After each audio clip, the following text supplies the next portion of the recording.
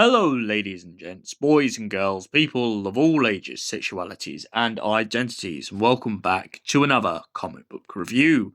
And today we're back with more Empire of the Wolf.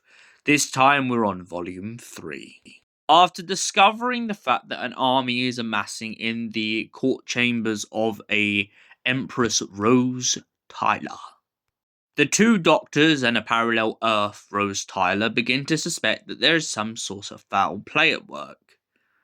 The doctors decide to interfere with the Empress and decide to split up, trying to strategically look at it from two different angles. The 11th Doctor takes off the Empress to her far off worlds to show her what her empire has become.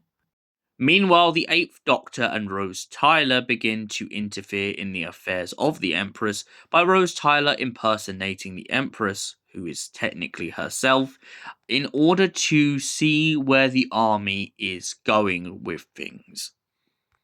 Elsewhere, when the 11th Doctor confronts the Empress about her great regime with the Iron Fist, she begins to become very tactile. She finds herself falling back on promises that she had made to her people, and soon realizing that this empire that she has created is no better than any dictator and regime in history.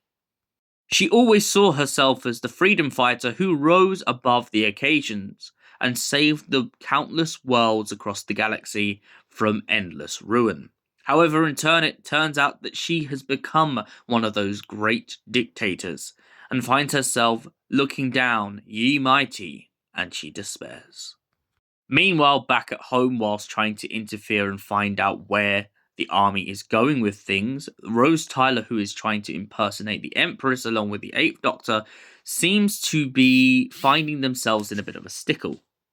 It turns out that Empress Rose Tyler's second in command has other plans. Plans that don't even concern the Empress as a whole. Rose Tyler and the second in command basically try to fight back and forth on who is the leader. Rose Tyler keeps on trying to insist that she is the Empress, and the second in command, although not realizing that it's Rose instead of his Empress, begins to laugh at his Empress and call her weak and insufficient. Their second in command talks of power, talks of victory, and most importantly, talks of conquest, and soon explains that they have gathered an alliance with a separate species in order to achieve this conquest. The 8th Doctor and Rose Tyler are shocked to soon learn that these are none other than the Sontarans. To which the 8th Doctor remarks at the end of this volume of the comic, so that's where they went. So, what did I think of Volume 3 of Empire of the Wolf? I feel like it's a very strong story in its kind of message about control and power.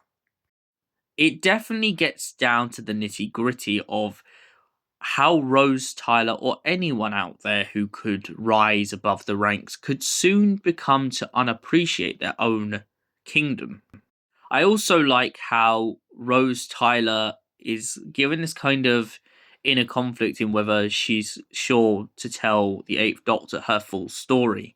But when she does, she finds herself more comforted by it.